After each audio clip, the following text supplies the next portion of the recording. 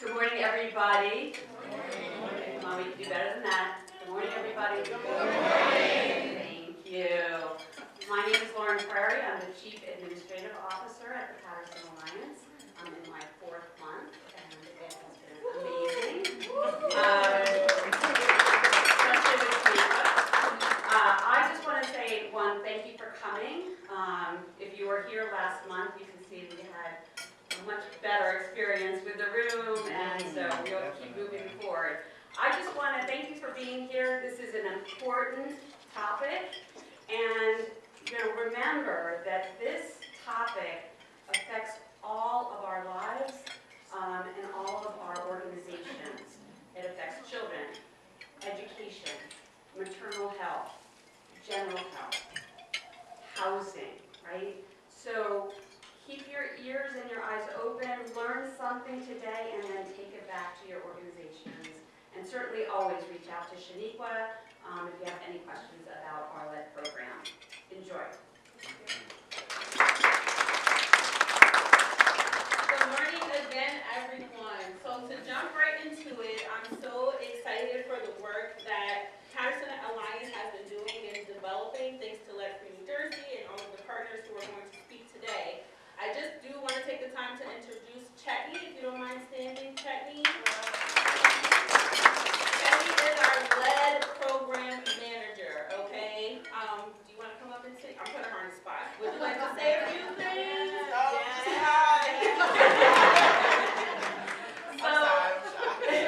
Chetney is well versed when it comes to the construction and what it looks like inside of the house. For the past 2 years, I have been learning and being able to go out into the community and, as Rosie said, share unfortunate news, right? But I'm definitely grateful that now Paterson Alliance has the funding to now do some work, right?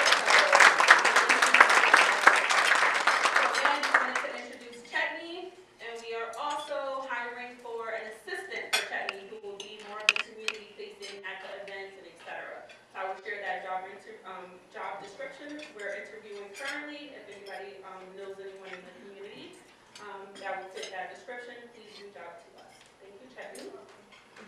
So on the table out there, and I will also bring some flyers. This is small on the screen, but I have flyers printed of the information that we can share out to our community on how to get in touch with us. If anybody thinks that they have lead in their homes, we can go in and test it, and then if it is there, we have the funds to remove it. All right? So, getting right into it. When I first joined Paterson Alliance, it's been two years already. 2 years and some change. When Inga told me of all the issues and all the programs that I will be running, lead, okay.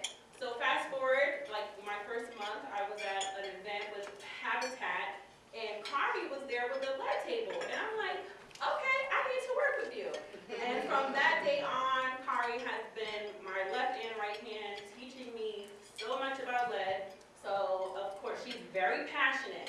So I'm going to go like this to her when her time is up. When I say she's passionate, she is passionate about this work. She's been doing it for so many years across the state, across the country, and I'm glad that she's here in New Jersey. She's New Jersey statewide, but Paterson's about to scoop her up because she's about to be here all the time. So sorry to any other cities out there. But Kari, please come up and present this much needed information.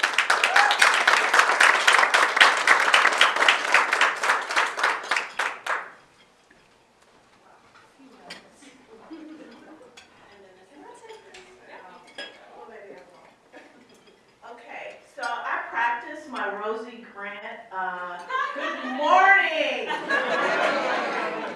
That was the only thing I practiced. So, really quick, I have to mention my organization, which is Green and Healthy Homes Initiative. Green and Healthy Homes Initiative is out of Baltimore, Maryland. They've been around for about 30 years. As Shaniqua mentioned, I've been doing this work since college a few years ago.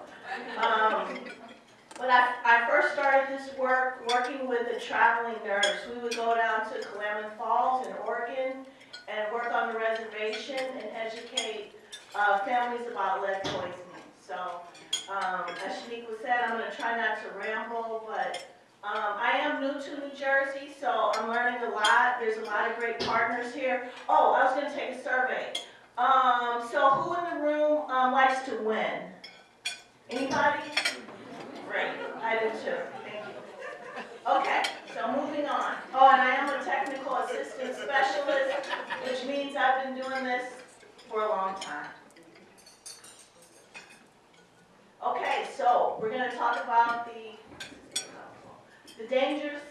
I'm sorry, I'm used to kind of holding something. The dangers of lead. So one-time exposure can cause significant harm to a child, and we're speaking about children 0 to 6. So things you should know about lead. The first thing you should know, and one thing I want you to pay attention to is the sugar packets that you pick up, okay? Just think about that. When you pick up a sugar packet, I want you to think about exactly what you're holding and how much you're holding. So in terms of...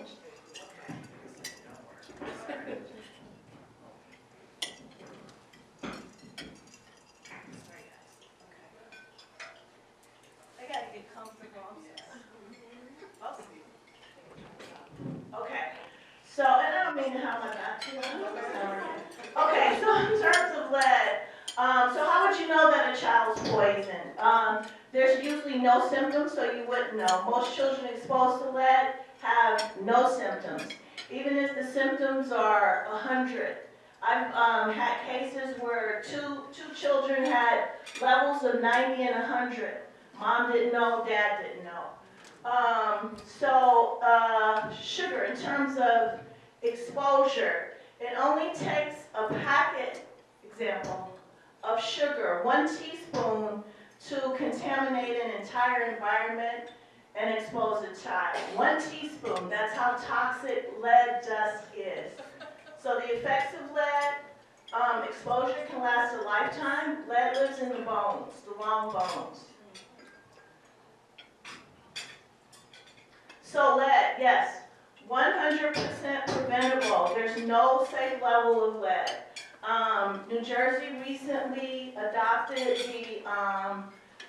the CDC's blood lead reference value level of 3.5. It is at 5, but what 3.5 does is that it allows children to be screened. Once they're screened and they have a level of 3.5, I'm going to say a confirmed level, which means a venous draw. Once that level has been received by the health department, then the health department can contact those families and begin to monitor. The current action level right now for lead is 5 micrograms per deciliter, which means if there's a child with a confirmed level, that health department becomes activated. They go out to the home, they do an environmental investigation, which is what Chetney does, and they have a nurse case manager to monitor them. So in terms of exposure pathway sources, so the one thing we know, we're going to start over to your left, is lead-based paint. So a lot of times people will say, well, I thought they stopped using lead-based paint. Yes, they did.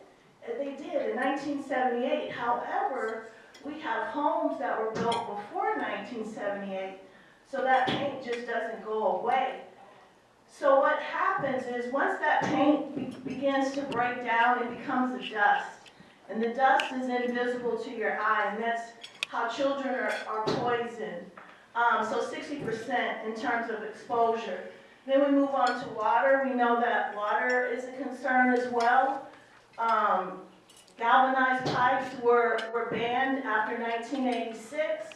So I want you to think, if you have a home like, oh, I don't have to worry about it because my home was built in 1981. Well, you have to think about your pipes, and you have to find out exactly what your service lines in your home, your plumbing, what are those made of? So 20% of that. Something that's most important to me is bottle-fed babies. Bottle-fed babies consume about 32 ounces of formula every day. So if that formula is made from a tap, then they're being exposed, up to 60%. Fruits and vegetables, green leafy vegetables and soil. I don't want folks to get kind of concerned about, oh, well, you know, I like carrots, or I like celery, or I like spinach, or the concern is if it's grown in that soil, the main thing you want to think about is washing those vegetables, okay? And again, soil can be contaminated as well. Also, antique toys, painted antique toys. Got to be careful with purchasing antiques. Okay, so I want you guys to just kind of soak this up for a second and think about all of the sources of lead that could possibly be in your environment. Something that I want to point out is that my partners, Lead Free New Jersey, have a vision that they want New Jersey to be lead free. But I want you to consider in terms of what is it that we can do in terms of an environment because of the different type of exposures here. We can't necessarily go into your home, Chetney and I always have this discussion, and make it lead free or make it lead safe, but we can make it a healthy home. Not taking away from my partners, Lead Free New Jersey, yes, that's our vision. But in the meantime, we have to think about all of the exposure sources that can affect a child.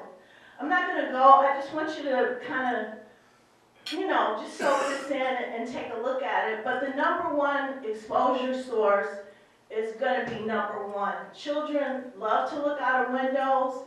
They like to play in windows. And what the child has his toy on, that's a window sill. And right in front of that is the window trough. And a lot of times what happens is because of that sash and that trough that's in front, that's where you find chipping and peeling paint. And then you get that dust on that seal where his toys are. And he's touching his toys. He's touching the seal. He's putting his hands in his mouth and he's exposed. Let's see. So we talked about 5. Again, this is, chipping and peeling paint. Children eat lead-based paint because it tastes sweet. Okay, let's see. 10, number 10, I want to talk about that. Anytime I speak to someone about lead and I talk about the do's and don'ts of lead, do not give your children keys to play with. Okay, because lead is malleable, lead is in keys. Children can be poisoned that way. Remember, there's no safe level of lead. Lead can be a number 7, gold jewelry. Again, because it's malleable. One story. Shaniqua told me don't tell stories. One story. I had a case of a child who was about 2 years old. The child's mother and sisters received a gold necklace. We went through the house, we inspected the house, we couldn't find anything. We went over to a relative's house where he spent time. We couldn't find lead.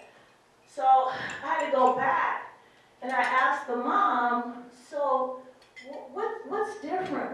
What does he do? What does he put in his mouth? Any jewelry? Do you let him play with keys? And she said, oh my God, every day my sister comes over. He's the first grandchild and mom passed away. Every day he comes over, he sits on my sister's lap and he puts her necklace in his mouth. And that is how he was exposed. He had a level higher than 40. I can't remember, but I remember it was higher than 40. Okay, so again, it's just very important. Let's see, anything else on there? Oh, number 8. I live in a brand new house. I don't have to worry about lead. I don't have to worry about the plumbing. I don't have to worry about the paint. But brother-in-law works for a construction site. So guess what? Take your shoes off, Joe. Okay, Joe takes his shoes off, but guess what? All over Joe's clothes is lead dust. I had a case, many cases of fathers, uncles, working in construction, bringing home dust on their clothes, exposing their children. So again, we cannot make your environment lead-free or lead-safe, but we can make it healthy. Let's see. Okay, yes. So in terms of lead, so we focus on, again, children 0 to 6. So while a fetus is in utero, and I'm not a physician, so I'm going to explain this as much as I can, but if mom, as a child, was exposed to lead, then again, that lead is in her long bones, and it can also be in her teeth. So when she becomes pregnant, she exposes the fetus to lead. Also, if mom lives in a beautiful older home, I've had this case as well, and wants to redecorate baby's room, well, guess what? She didn't know about lead-based paint. She didn't know she shouldn't scrape the paint. She didn't know she shouldn't, work with the paint. So she exposed the fetus. So what happens again is it's stored in bones and teeth. It's re-released into the bloodstream, and then it crosses the placenta. And I had a case of a mother who was from another country. She and her husband were engineers, lived in a brand new apartment, but mom was sending spices from another country, and she was eating the spices. So if a fetus is exposed in the first trimester, then there's a possibility that the mom can miscarry. And that's what happened in the case that I had. So lead also can cause slow growth and development in the fetus once the baby's born. So first 1,000 days, yes, 270 days of pregnancy. We know that unfortunately there's a problem here in New Jersey with Black maternal health. And if there's anyone out here, I would love to work with you.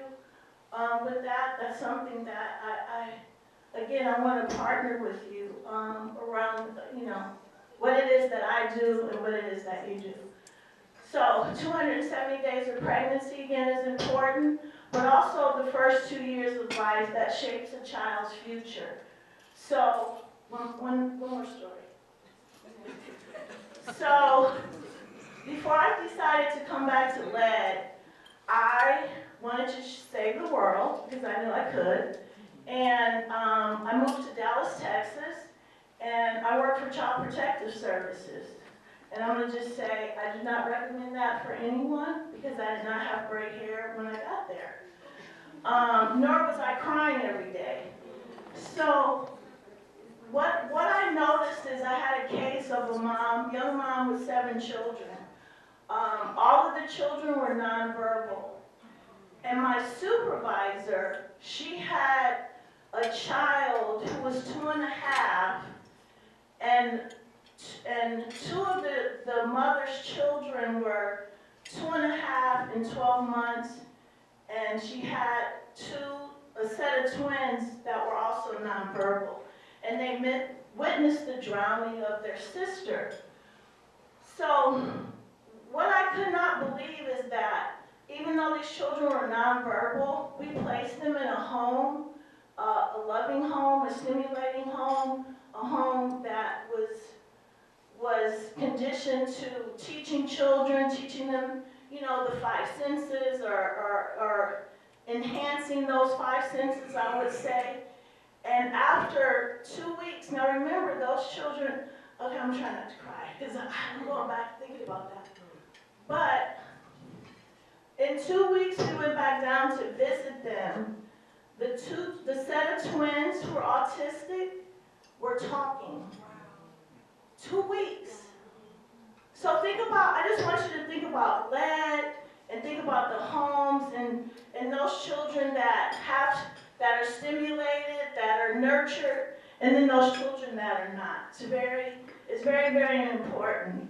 But I cannot believe after 2 weeks that those children, even the infant who about 12 months, and the toddler that was 2.5. They too were talking. So this is really important. So, well, all of it's important, but this is particularly important because lead is one of the most researched pediatric diseases because of brain function. And this is something that I always... 10 minutes. This is what I want to emphasize. Is we have to think about a child's developing brain that is responsible. It controls everything: memory, emotions, touch, all of that, vision. So we have to protect the brain in terms of dust. So the brain is the only organ that's not fully developed at birth. I don't think a lot of people knew that. At least a lot of parents that I talked to, they didn't know that. And this is a time, well, I think I'm jumping a slide. Yeah, okay. So let's move on. So yeah, 90% of critical brain development happens before kindergarten. This says the first 5 years. But it's actually before kindergarten that the brain is 90% developed. Yeah, let's see.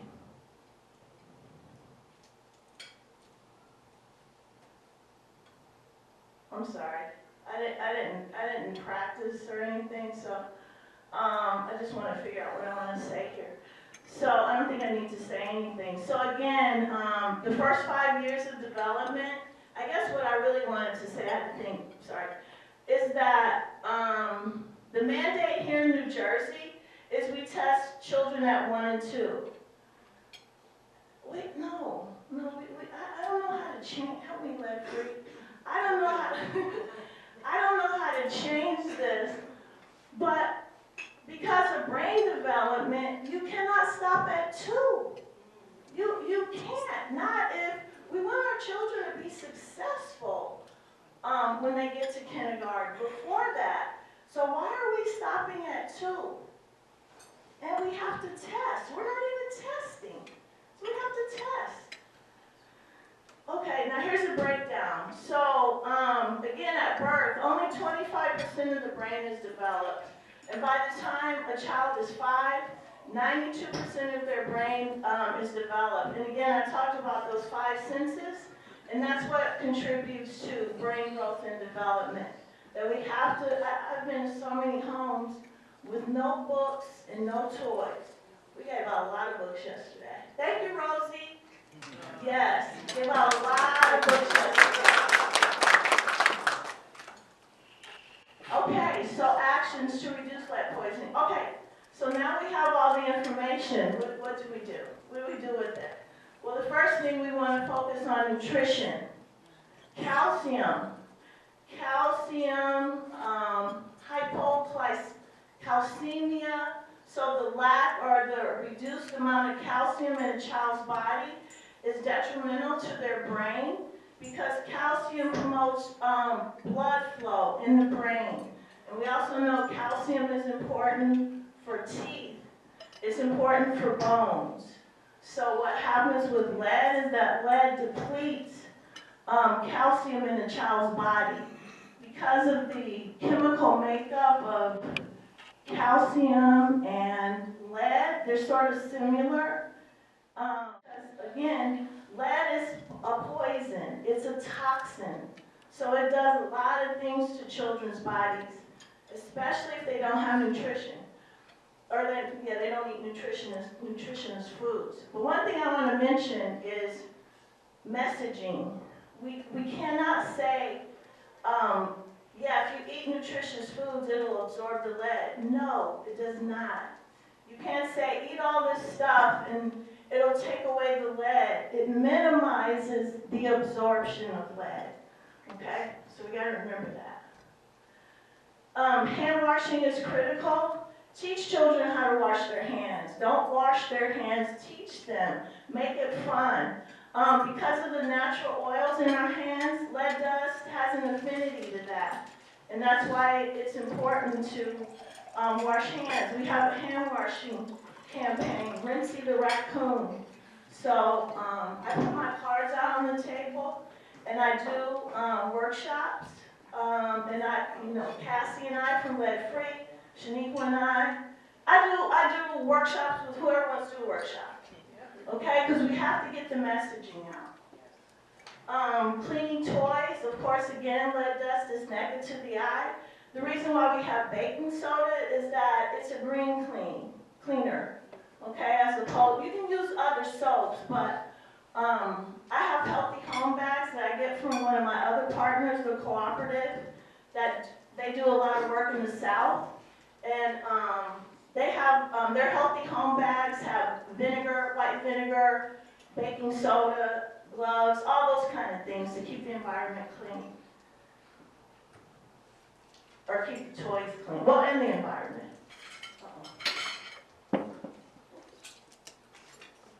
Okay, so in terms of water, you cannot boil lead out of water. Can't do it, okay? So we also, Green and Healthy Homes Initiative, purchases filters. And you have to make sure you get the right filter system that filters out lead. Not all systems do, but Zero Water does. And I want to add that if you look at the image on the left, there's a little blue meter-looking thing, and that meter, you can test your own water. So, again, my card's on the table. I don't have any filters yet, but I'll be getting some soon. So, and these are really for parents. We like to give them to parents that bottle feed their children or who have children under 6. Okay, so in terms of your aerator, in terms of cleaning your faucet, what happens is that you have a buildup of calcium, iron, and lead particles that can build up in your aerator. So this is just an example of how you clean that out so that you don't have those particles leaching into your water.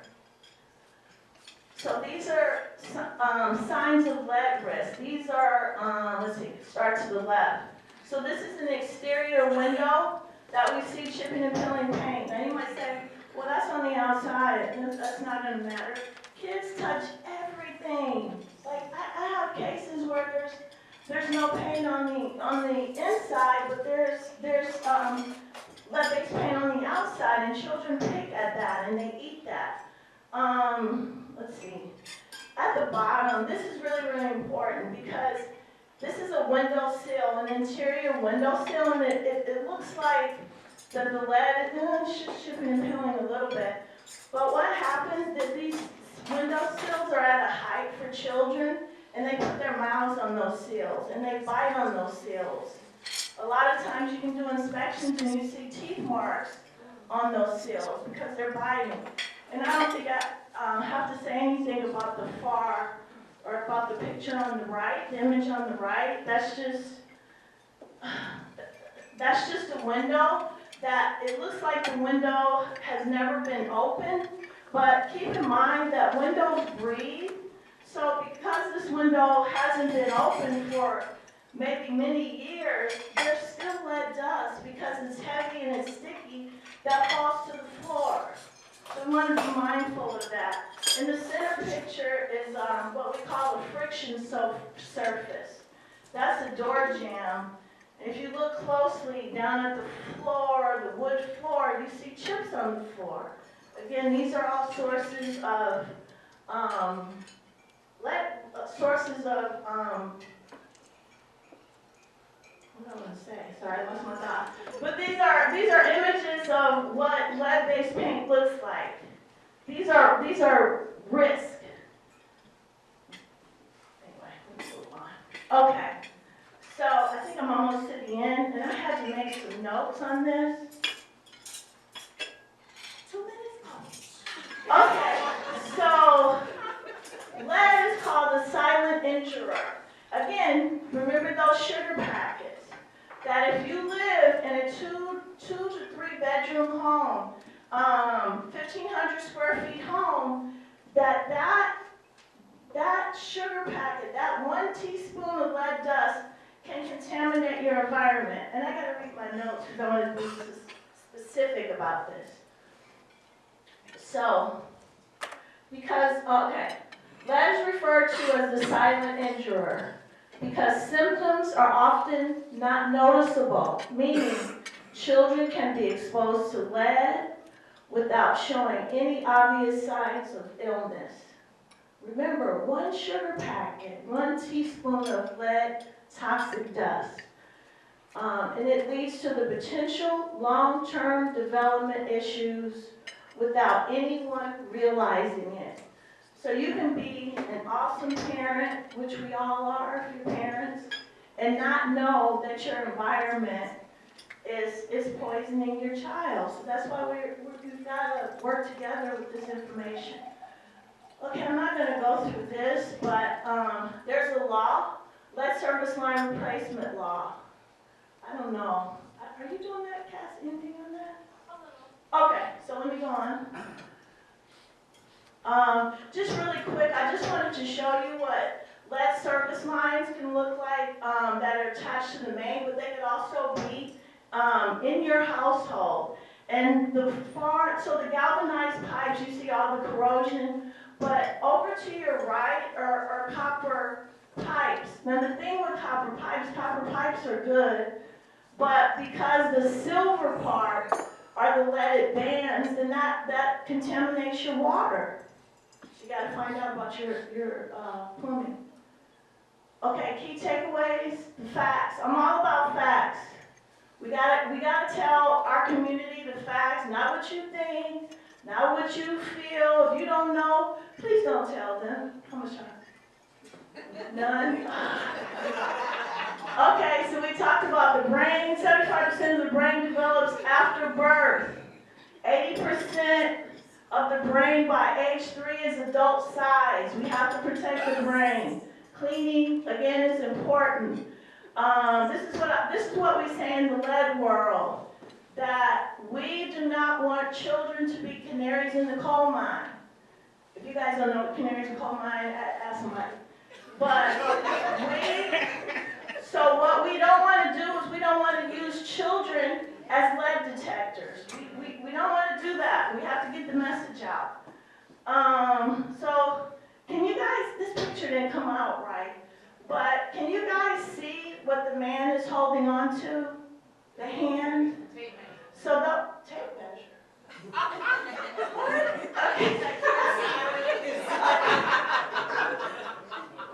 Okay, so he's actually holding on to an infant's hand, and when women are exposed to lead, and once a child is born, those reflexes are measured. But if children in utero were poisoned, children won't have those reflexes. Okay, let's see. Oh, I did it. All right, thank you guys. Thank you.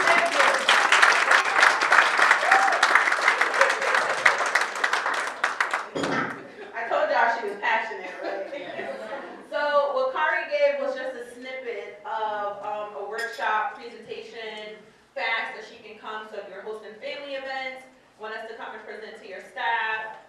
She also comes with books. Again, shout out to PEF. Water filters, materials to help. So any workshops that you want, please reach out to Kari or me and we can connect that.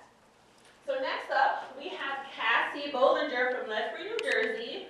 So 2 years we have been a part of Lead Free New Jersey, and when I say they are one of the, other than Paterson Alliance, they are the second best collaborative group, right? When I say I learned so much, there's housing committee, word committee, policy, there's a lot of committees, right?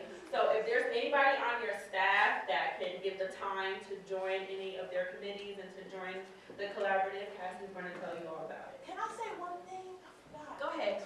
I forgot, guys. So when I took that survey, what I was supposed to say at the end, I was just glad I got to the end, is that if you like being a winner, then help us to champion children and be winners for children so they can be, thank you, Rosie, successful in school. Okay, that's what I was supposed to say.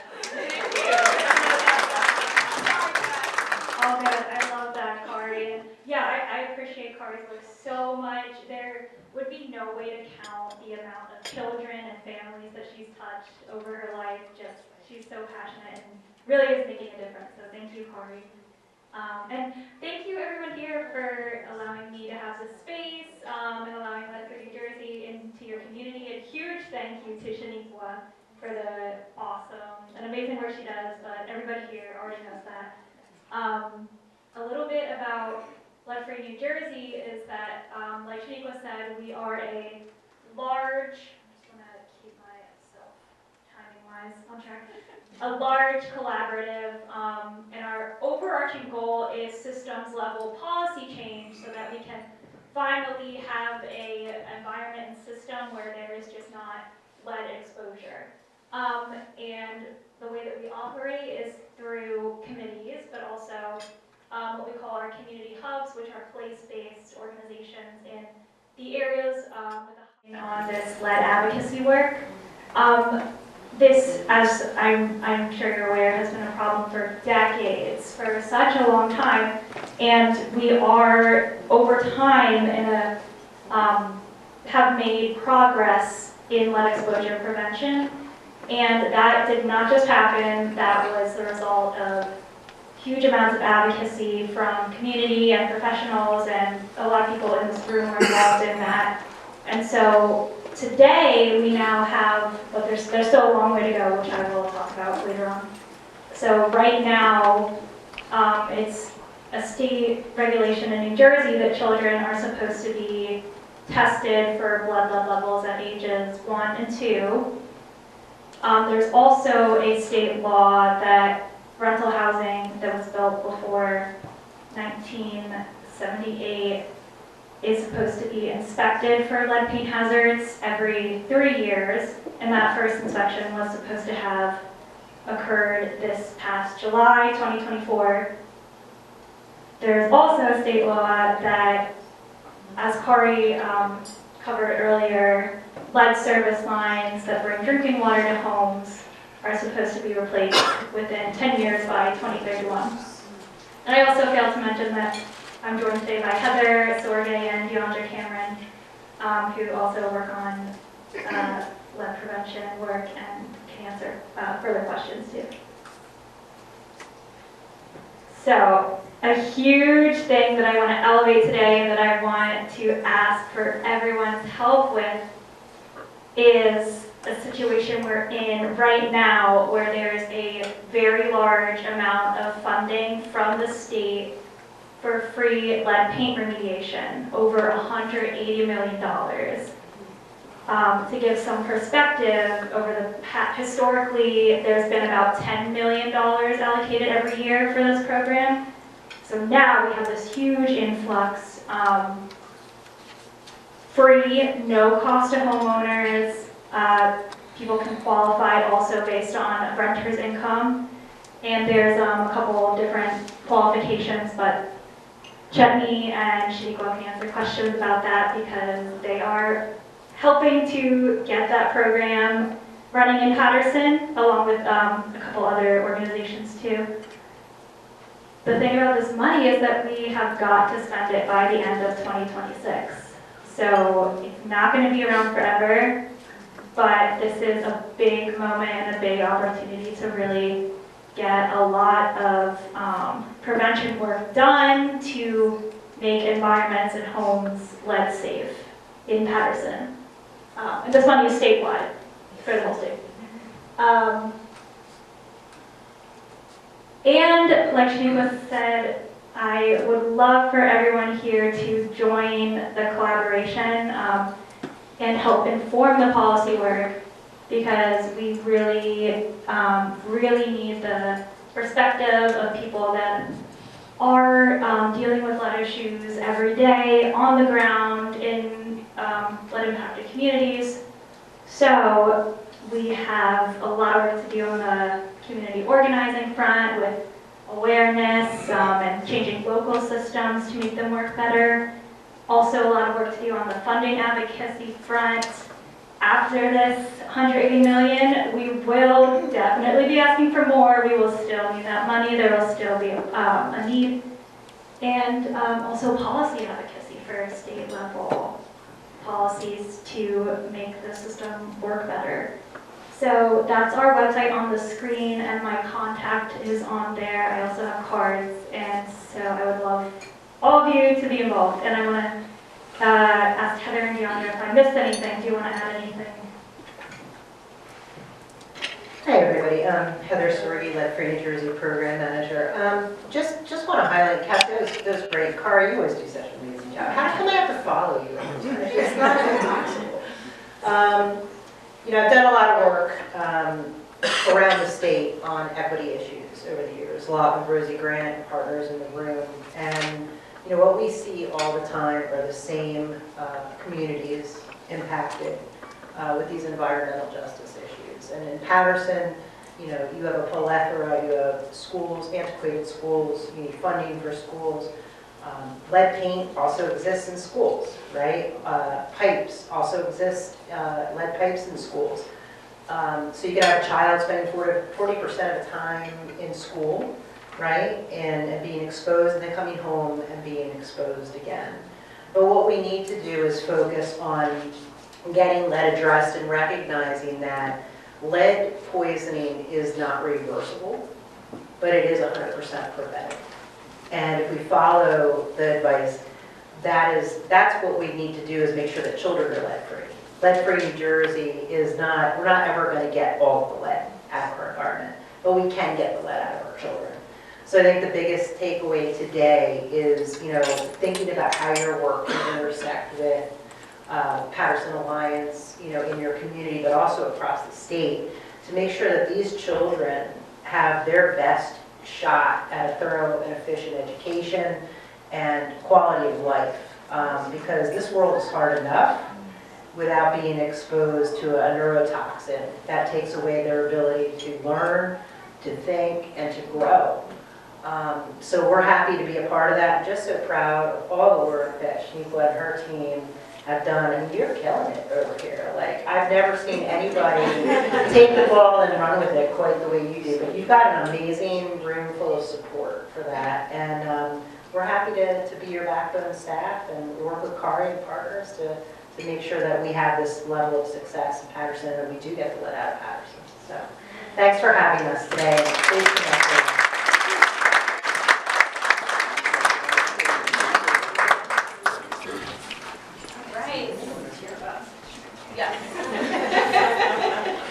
Next, we cannot do this work without as many partners as possible. So of course here in Paterson, we have the Paterson Division of Health. So we have Julia Jenkins here today to share the work that they're doing down in our health department, and more resources for you to learn about.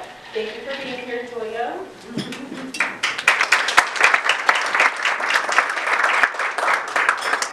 Good morning, everyone. It's kind of hard to follow Ms. Carter here because she kind of pinpointed everything I was going to say. Sorry. But that's okay. I appreciate you. So I'm just going to talk about some of the things that the health department does, and in terms of, I'm going to be repetitious to what you said already. So the City of Paterson Division of Health was created in 1882, originally called the Board of Health, and replaced by the Division of Health in 1974. The Paterson Division of Health has many public health services, but today our focus is lead. We have a very large team with many years of experience and wealth of knowledge. Our nurses, inspectors, and data entry clerks make the Paterson Health Department run smoothly. Blood lead screening is one of the objectives at the Paterson Division of Health, being the lead prevention program. We are able to do our clinic located at 176 Broadway. Uninsured children under the age of 6 are screened by performing a venous blood draw, as prescribed by NJAC 851. The clinic is held the first 3 Wednesdays of each month by appointment from 8:30 to 10.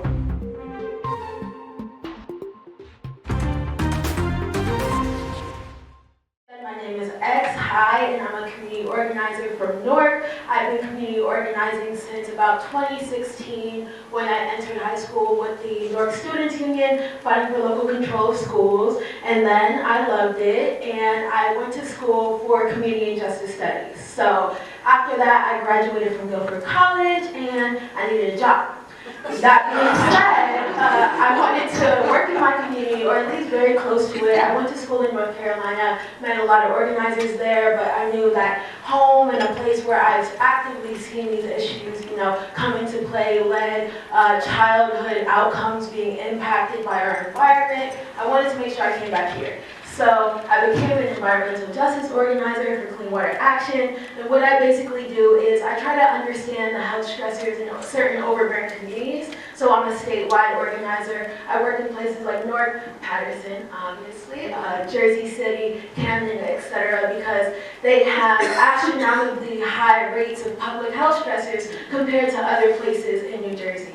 And this is like state determined from the Department of Environmental Protection that children and just adults in overburdened communities like Newark, etc., have lower life outcomes because of literally where they're located. So I took a couple notes as people were talking. Cassie, Kari, Heather, you guys are inspiring to me. I really appreciate everything you guys do in Lead. And I'm actively learning from the different, sectors of community organizing and empowerment when I come here. So I'm always appreciative to hear from you guys. So I wrote down a couple words from you. So I did my background, what I do. Environmental justice and environmental racism is successful in life.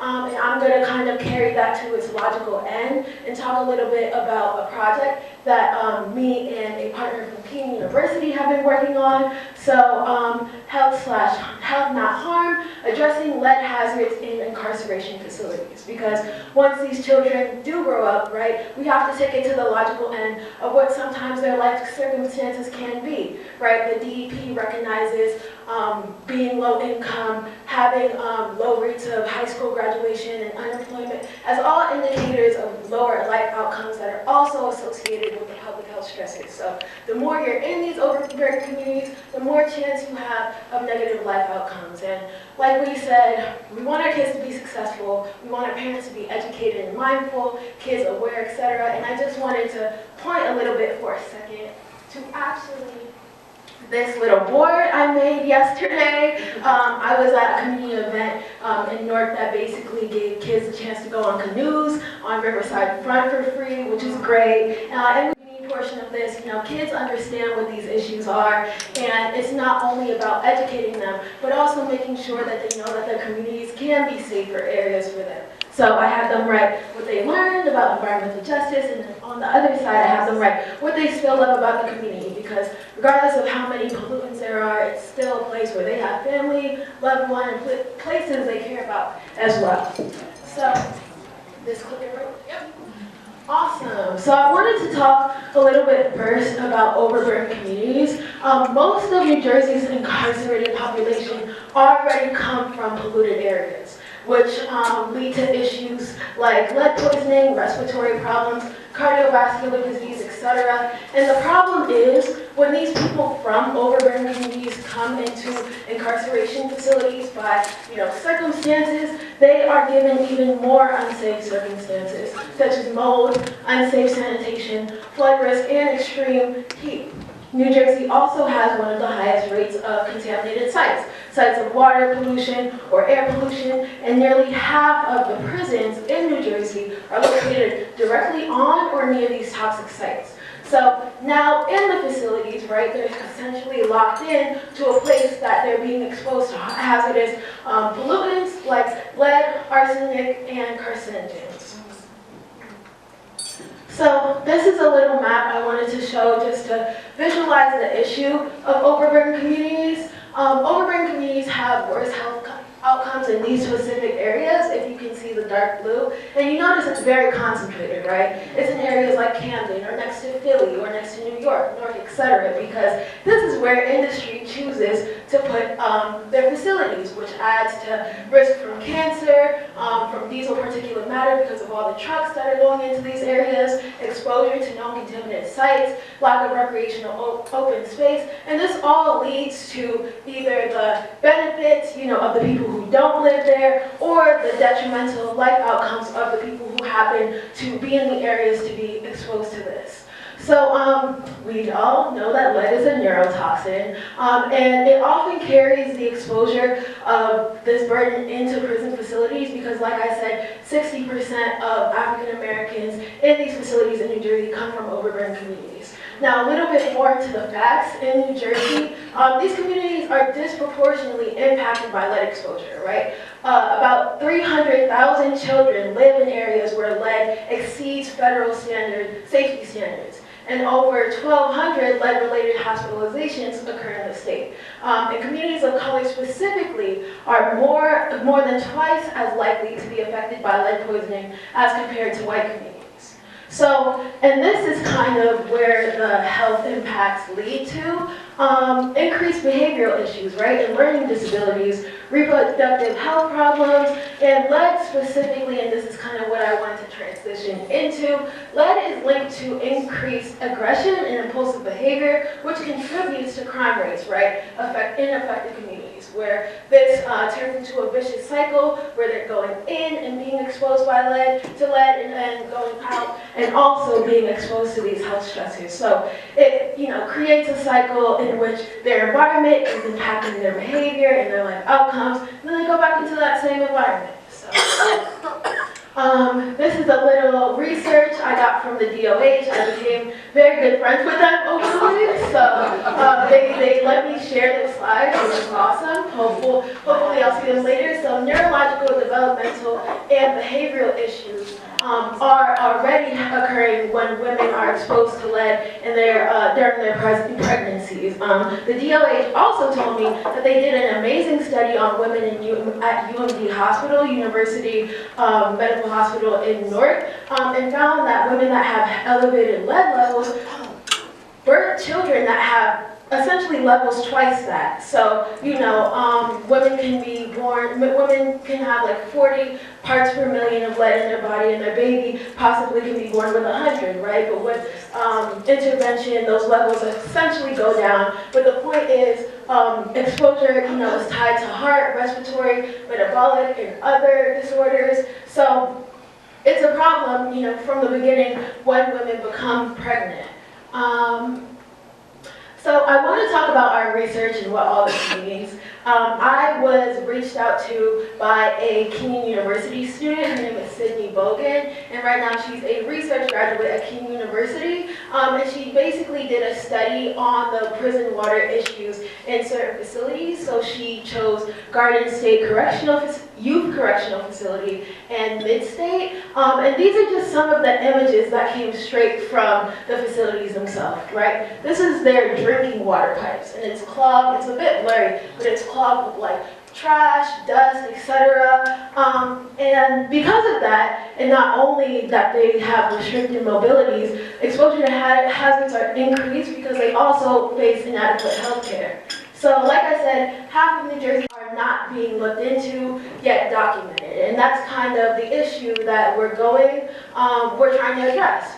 This is how their water is coming out. Oftentimes it's brown, and they are only actually allowed 2 cases of water a month, which is less than 2 a day, right? And this is during all times of the year, whether it be a heat wave, whether it be the winter, and sometimes commissary runs out of water bottles, so they're either forced to drink this or stay dehydrated.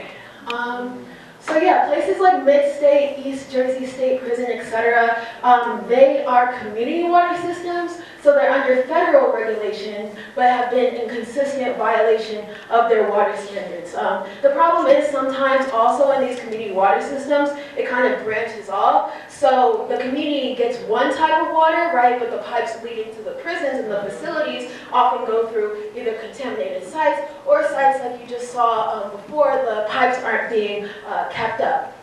So without reporting and monitoring of potable water, it can never really be confirmed how bad these issues are, which is why we're calling, and I'll talk about that in the last slide, for stricter regulations on how these people are treated in facilities, right? At the end of the day, everybody deserves access to clean, healthy water and a healthy environment to grow. So yeah, I think I had it on one of the slides, but it was like rehabilitation, right? Not exacerbation. We should not be putting people in this place for their issues to not only continue, but for them to also develop issues while they're in these facilities. We actually had an information session yesterday where we got a panel of previously incarcerated people to speak about their experiences with the water. And some of these people have been there 30, 40 years, and they're talking about how sometimes, they couldn't use the water inside. Sometimes they didn't have proper plumbing, so they would have to use the bathroom outside. Just demeaning things, that they had to endure over a long period of time.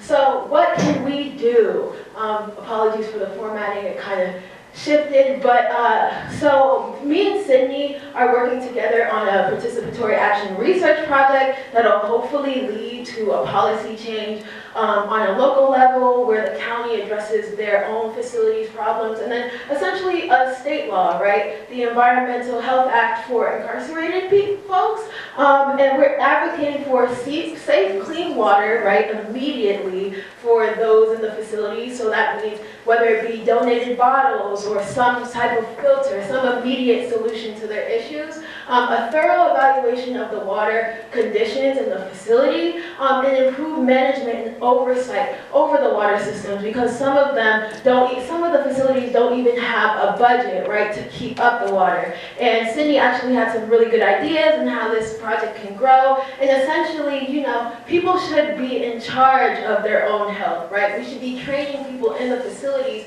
to learn how to monitor and manage the water. So if you go to that QR code, there's a more detailed version of our acts. But yes, essentially we want to bring this to a larger scale. We have community partners like Lead Free New Jersey, the North Water Coalition, and the ACLU all involved in trying to pass a policy that just changes the conditions for the people who are there. Because once they're out, they're still faced with issues, and they can develop them in the facilities as well. So that's all I have for now. And yeah, I really appreciate Shaniqua inviting me here. I know this isn't specifically lead related, right? But they are finding lead in some of these. Thank you. They are finding lead in some of these facilities. Right?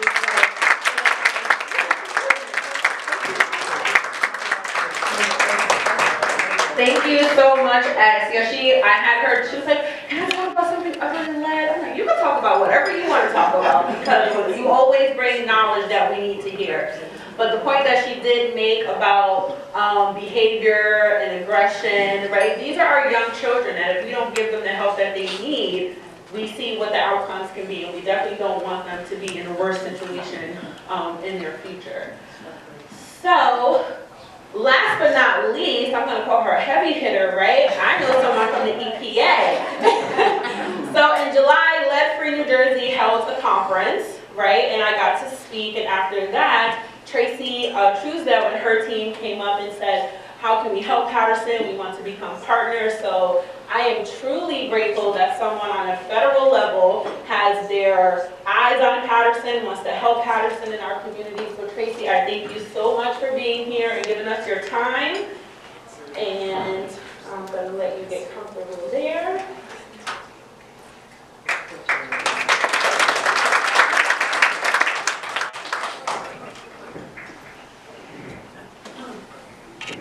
Hello, everyone. Let me get comfortable here. I'm going to tell you right now, I'm warning you, that they tell me I tend to talk too much, so I have my notes here. I am going to stay on task for this 10 minutes, and I appreciate all the passion that has come so far, and I want to say thank you to Shaniqua and the rest of the Paterson Alliance team for having me today. I am Tracy Truesdale. I am the Regional Lead Coordinator, and I work for, obviously, the United States Environmental Protection Agency, and I come in peace. Extend me some grace today. So I hear all the passion, trust me, and we really do appreciate that as well. I am just going to give a brief introduction today about lead-based paint. If you have any more in-depth questions, please feel free to just grab me afterwards and we can do a one-on-one, okay? Let's see here. All right, Shaniqua. There we go. All right, so as a regional lead coordinator, I am one of 10 regional lead coordinators across the entire USA. And so my responsibility is to oversee the lead-based paint and other lead-related issues for New Jersey, New York, Puerto Rico, the Virgin Islands, and 8 federally recognized tribes.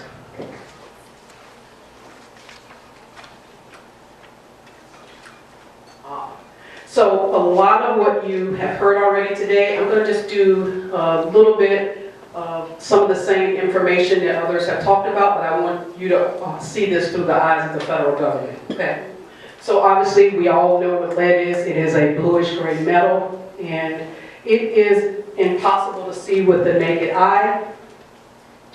And it is also found in small amounts in the Earth's crust, and it does not biodegrade, nor does it ever disappear in the environment. So you need to know that. Lead can be found in chemicals, water, including your drinking water, soil, pipes, formerly in gasoline, but also it can be found even in manufacturing products and also processing as well.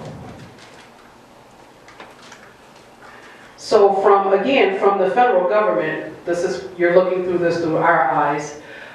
You've heard a lot of these terms and references already, but from our eyes, as I continue to quickly build this, from the federal perspective, lead-based paint for the laws that we regulate are for pre-1978 housing.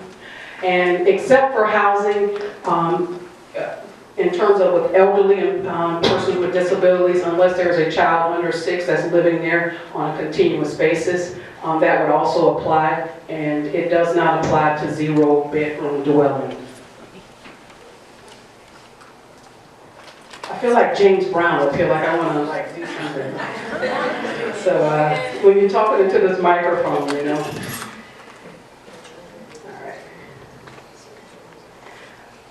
Obviously, we certainly do not want anyone to be exposed to lead, right? I mean, it's just, we don't want anyone, and I think someone has already said that there's no safe level of lead, period, does not matter, and we don't want anybody exposed from lead. And lead can be, people can be exposed from lead through working, obviously children under 6, through various hobbies that they do during nursing and obviously during pregnancy as well.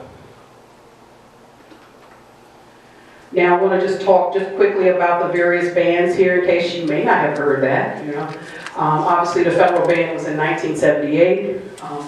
Lead-based paint was banned in the state of New Jersey in 1970. Lead-based paint was banned in the state of New York in 1960. Now this slide looks a little bit busy here, but I would be remiss if I didn't get into some of our federal lead-based paint regulations. You all are familiar with them in terms of, you know, when someone either shows up to your home or you take a particular class. So I just wanted to quickly go through what each federal law actually entails. We have the federal lead disclosure rule, which is the first one, what we call Section 1018, and that is applicable when you are either selling or leasing a pre-1978 home, okay? So you'll either be receiving that booklet or that little checklist, but this is the actual law that regulates that for all the various states throughout the USA. And we try to tell people, especially during the home buying process, you're exhausted, right? You're just like, I'm broke, I have no more money. And you're signing tons of papers. and you have paid every inspector under the sun to look at this home, this property, this soil, what have you. And this actually is a part of that process. And unfortunately, most people, by the time you get to the end, because you're so exhausted, you just want to like, give me my keys and I want to go in my house, right? But this pamphlet and booklet is very important, and you only have 10 days by law to, like, if you got the home and you're like, oh wow, you know, there's a problem, right? You only have 10 days to be able to get that, your home inspected for lead-based paint, to make sure you're staying within the contractual laws. After that 10 days, you have your keys, you move on. Unfortunately, there's not anything more we can do, and that has to be dealt with through a contractual attorney. So again, we do recognize that. The next thing is lead-based paint activities or abatements rule. I'm going to talk a little bit more about the various disciplines as I continue on. But that is found in our TSCA sections 402, 404, and obviously TSCA, if I haven't said that, stands for Toxic Substance Control Act. The last thing is the renovation, repair, housing, and again, I'm going to get a little bit more into that and tie all this together, how it actually applies, particularly when you hire people to come into your home, and I've heard a little bit of that already, so I just wanted to make sure I take a moment and give you a little bit of background about where these laws actually come from, all right? Because we talk a lot about inspections, we talk about certifications and training, but this is actually the root of how all of this ties together. I'm not having a good day with this clicker up here. So what do we do? What do we do, the US EPA? What do we do for you and helping you to protect your family? So one of many things that I'm responsible for in terms of implementing the lead-based paint program is overseeing and making sure that every lead-based paint abatement worker that's entering your home is properly certified to enter your home. So whether that's an inspector, risk assessor, supervisor, project designer, or I think I said worker, if I did not. So that's part of my job to make sure of that. So the same goes true with the renovation, repair, and painting. For that particular law, the renovator and dust sampling technician falls under that. So I'm responsible to make sure that as well. Training providers, the people that actually are accredited by EPA to actually teach the people, like the inspector, the risk assessor, or the renovator. So that falls under my shop as well, making sure that every single privately owned business who desires to connect and partner with EPA is properly trained through the federal laws in order to be able to now go train and certify people. The abatement disciplines, the inspector, risk assessor, supervisor, and all of that, they actually go to a class, and they're also required to have a touch point back with the agency, with our offices for an additional third-party exam. However, the RRP, or the renovation, repair, and painting, when they take the classes from the training providers, the training provider themselves, based on the way that law is written, they actually can officially issue that certificate to the renovator or dust sampling technician on behalf of EPA. So the training provider, they actually go through a very excruciating process. So if they're in the business to just simply make money, and these disciplines and these accreditations, they cost a lot of money. So, and of course we do collaborations with states, stakeholders and so forth, a lot of community outreach and other program function areas as well. I do a lot of speaking, various things. We're here to help, we're here to serve, and so when we did meet Shaniqua at, it was at Montclair, I believe it was Montclair State University. I wasn't able to make to the first one, so someone from our team joined on my behalf, but I was able to make it to Montclair, connected with Shaniqua. I had already heard about you, so I was like, wow, okay, this will be great. So we're here to help. If you're in the room and there's something else that you want to, you know, further your organization, we're here. So we're here to serve the public. And I just wanted to circle just a little bit on that state collaboration. I also am responsible to oversee the federal funding that we give to the New Jersey Department of Health. So all of the funding that we go in order to execute the abatement program in the state of New Jersey, that happens in our offices as well. So this is sort of like my bragging slide, so you'll have to bear with me a little bit. And this is sort of a slide that will sort of quickly communicate the information about what we do in our offices. So this is more of an outcome, results type of slide. And I forgot to put on there, it began October 1, 2023, and it just concluded for September 30th, 2024, because the federal government fiscal year actually just started on October of 2024, so we're already in 2025 already. So the federal government, the whole entire federal government, we're already merged into the 2025 year, okay? So for us, these numbers here are just gonna give you a quick example about some of the outcomes and results that me and the team in how we do what we do in our office space. So as of September 30th, which was about 2 weeks ago or so, we trained and certified approximately 2,003 abatement certifications, okay? Now this is excluding what we work with in New Jersey. So I'm not counting the New Jersey number that we have in partnership with the Department of Health, but these numbers are specific to our office. So during that entire federal fiscal year, we certified or recertified over 2,000 lead-based pain abatement professionals. We processed 82 state reciprocities, and that essentially means New Jersey and New York are neighbors, so sometimes people are certified in New York, and maybe they moved to New Jersey, right? So we don't want them to continuously have to shell out money. So there were about 82 state reciprocities that we were able to process as well. Now we serve approximately 60 abatement and RRP, renovation, repair, and painting. I have to remind myself, we in the federal government, we are notorious for acronyms, and we can have an entire sentence strictly on acronyms. So RRP means renovation, repair, and painting, and I'm sure most of you already know that. So we oversee approximately 60 abatement and RRP training providers just in our region alone, okay? So, and that's upstate, downstate, wherever you may be for the entities that we serve. We also oversee over 250 abatement and RRP courses as well. Our office certifies languages in English, Russian, Polish, and in Spanish. And of course, the class type, which you'll see here towards the bottom, that essentially all encompasses all of the federal disciplines, whether it's abatement or RRP. And of course, the dust sampling technicians and renovators. So we have someone come into your home that's renovating your home, we certify and or reaccredit thousands of those as well. Okay, so there's other potential sources of lead, and again, I know some of my other colleagues here have, sort of touched on this, but I wanted to just I'm just going to read from the slide essentially, so I think it'll be just easier.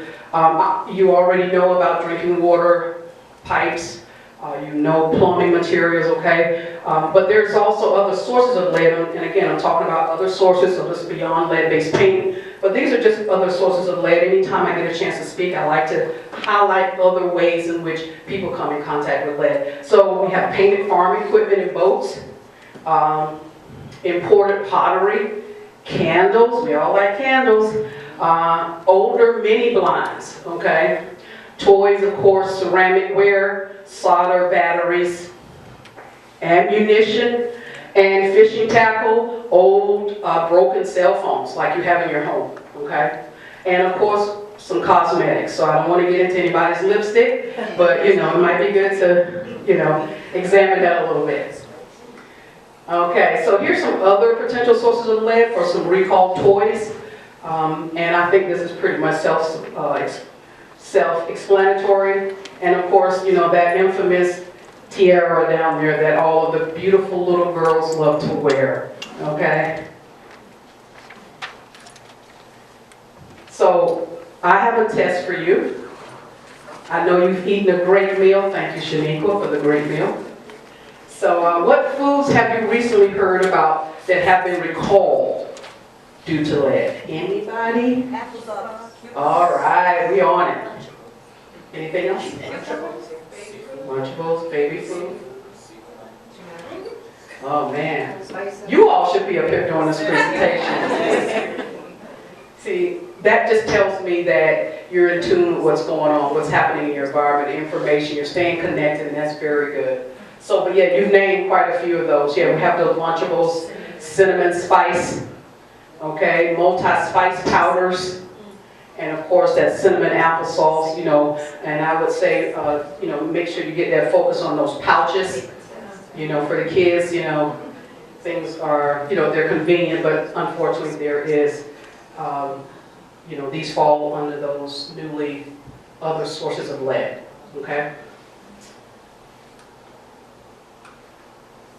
So I am concluding my presentation, but I wanted to make sure I let you know, in case you did not know, that we do have a national lead hotline that's available to you, and I believe Shaniqua said that she is going to try to get all the slides out as well, but in case you did not know, you have that at your disposal anytime you're out, you have a question. We pay for that, the US EPA, our offices, along with HUD, and you can give them a call about any particular information. If they don't know something, it's lead, they're going to say, hey, call Tracy, right? They're going to give you my name and number. So I just like to take an opportunity when I'm out in the community to let people know what's available to them if they need it. And thank you so much. And again, this is my information, and I believe Shaniqua is going to get that over to you. And if you have any additional questions that may be a little bit more specific to something in particular, I'll be happy to talk to you one-on-one. Thank you so much.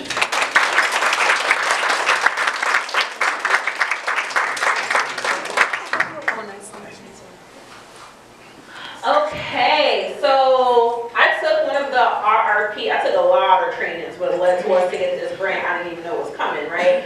But in one of the classes, I'm like, am I becoming a contractor right now? So definitely great knowledge. So Passaic Valley Water Commission, they weren't able to be here today, but they are our local water commission. They have resources, free resources to remove those lead pipelines. So this is their contact information. So again, Paterson Alliance is one of the agencies who can come and test your home and get it out of the walls and the paint. Passaic Valley Water can work on the pipes. All right, so the resources are there. We have to use them. And in conclusion, next Saturday, we are hosting our first Get the Lead Out of Paterson rally. Please, there's flyers on the table as you walk out. Free testing for children. There's going to be more resources, tables, more presentations, some games, face painting, because we have to break the fun. Our Paterson Division of Health will be there. So please share the word. My goal is minimum of 100 kids tested on Saturday. So please help me reach my goal. Please share this information. That concludes our meeting for today. Please connect with the speakers.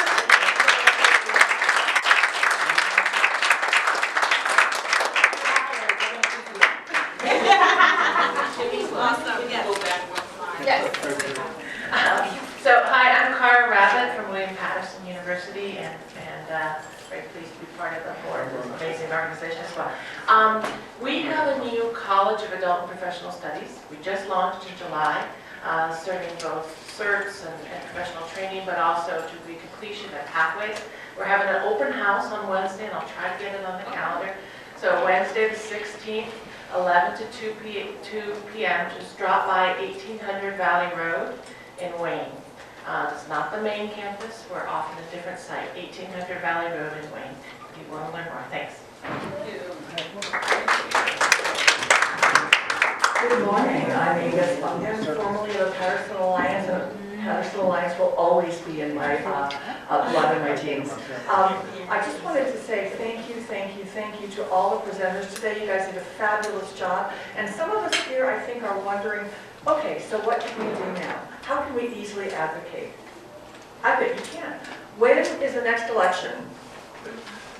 November 5th, yes. How many of you are registered to vote in the November 5th election? If you're not, go to Vote 411. You can check and see if you are actually registered, or you can register if you're not. So make sure that you vote. You have to register by October 15th.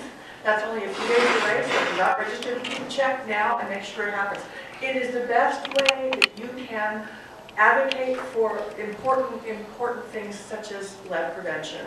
I really encourage you to vote. If you have any questions about that, let me know. If you want to know who I think you should vote for, I can also let you know that. Thank you all. Hello again. Anger inspired me. I can't tell you who to vote for, but I want to remind you to vote for the school board candidates.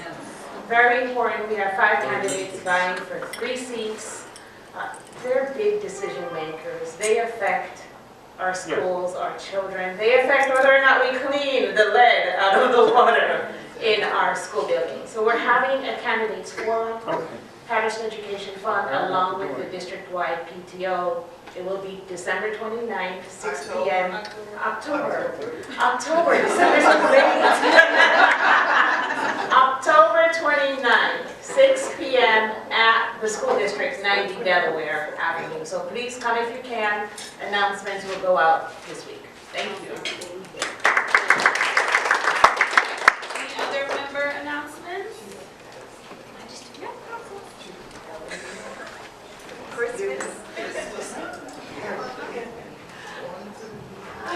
Hello, thank you. That was a great presentation.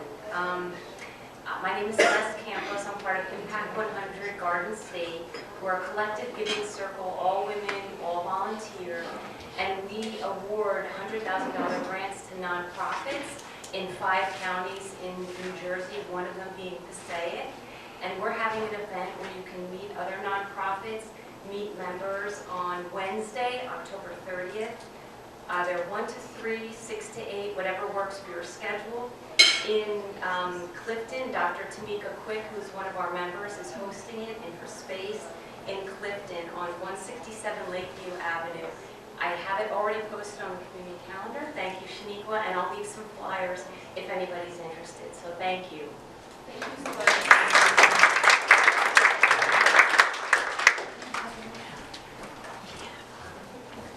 Me again. So I just want to let you know, first of all, definitely you need to attend Shaniqua's event, but also for Lead Free New Jersey, if you're interested in learning more about the collaborative or getting involved, we do have an advocacy committee meeting coming up Wednesday the 16th. It's virtual. It's 3:30 to 5 p.m. Cassie has her cards here if you'd like an invite if you're not already on the list. That's where you'll really hear about the different committees we have, and you sit on all of them. Health, housing, and water committees that you can all be part of separately, but also about the larger advocacy and how we're going to work. Just want to recognize that our community hubs, and this is the important part, those most affected by the problem of lead need to be part of the solution. So we need those community voices, and that's why we have the community hubs, of which Paterson is one, and we're so proud to have Shaniqua leading. But we would really like more voices at the table to get that community input. So just want to invite you all. So grab one of Cassie's cards if you're interested, and we hope to see you there. Thank you so much.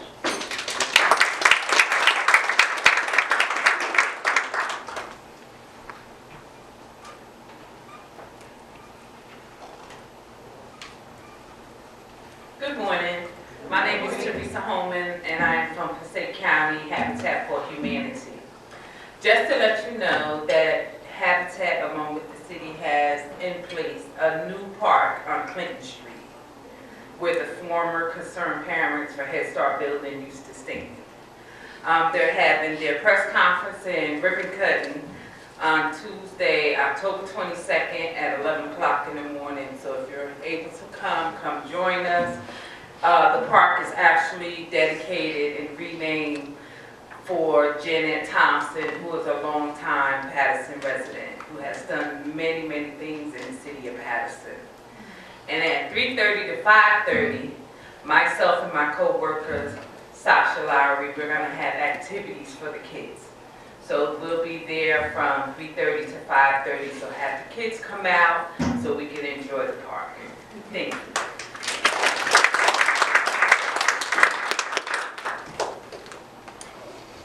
Now I think we're officially done, right?